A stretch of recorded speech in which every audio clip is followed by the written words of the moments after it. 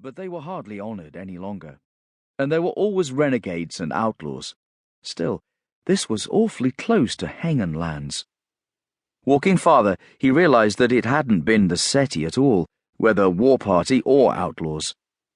Wagons and carts lay torn apart. Loot glittered among the trampled grass, ironware, clothes, broken chests. Corpses still wore their personal possessions. He paused and knelt at one body. A single swipe of massive claws had torn the woman across the front as deep as her spine. She had twisted as she fell, her hips no longer in line with her shoulders. Her viscera lay tossed about, congealing in the dirt. The only reason the organs and intestines remained was that, for the moment, the wild dogs, jackals, and carrion crows had more than enough to eat. Her wristlet, he noted, was of gold. This he unlatched and tucked away. Brushing his hands, he continued on. It seemed his earlier instincts regarding the curse of Li Heng, the man-eater's presence, were well-founded. Rylanderus had rampaged through this caravan like the predator of humans he was. Some named him a giant wolf, others a hyena or a jackal. Such distinctions were meaningless as far as Doran was concerned. Rylanderus was a beast who ate people. What more need one know? He kicked his way through the wreckage. At one point, he stepped over a child's severed arm. The noise of movement brought him round, and his hands went to his baldric.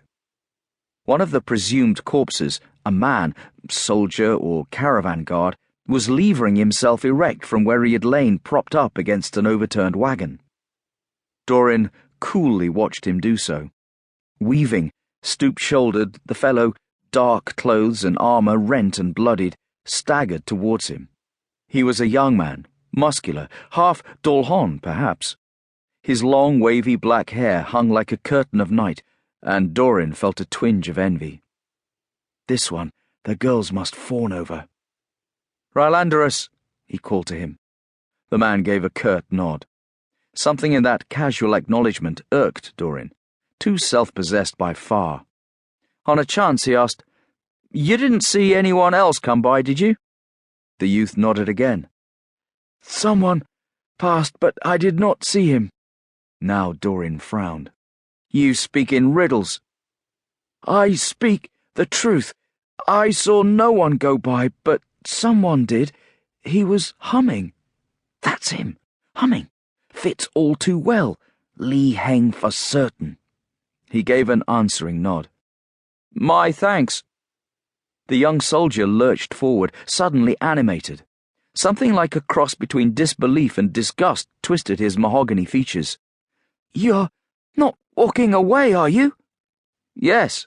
The youth opened his arms to gesture all about. "But the dead, they must be seen to." "See to them, then. I'll not stop you." Another lurched step, the lad's face hardening. A hand settled on the longsword's bloodied grip. "You'll stay and help, or greet Hood." Doran's hands went to his hips where he carried his heaviest fighting blades. What was troubling everyone lately? Was it some sort of fog of animus carried by the man-beast? "Reconsider, friend. There is no need to start a feud. The dead are dead. The crows and jackals will take care of them." The lad drew, and Doran flinched backwards, actually taken by surprise. So fast. But the youth staggered sideways, gasping his pain, one hand across his chest where the torn mail and leathers hung in tatters. Doran eased his hands from his knife grips, began backing away. "Perhaps you should just rest, or join them yourself." "The beast might return. He said we'd meet again." "He said?" Doran froze. "You duelled the curse of Quan, the man-eater." The lad's gaze was on the horizon, shadowed as he rubbed his chest. "We fought all through the night." Doran laughed outright, sneering. To think, he almost had me believing. "Learn to temper your lies, hick. No one has ever faced him and lived." A sullen glance from the other. "I care not what you think. I know the truth of it, and that is enough for me."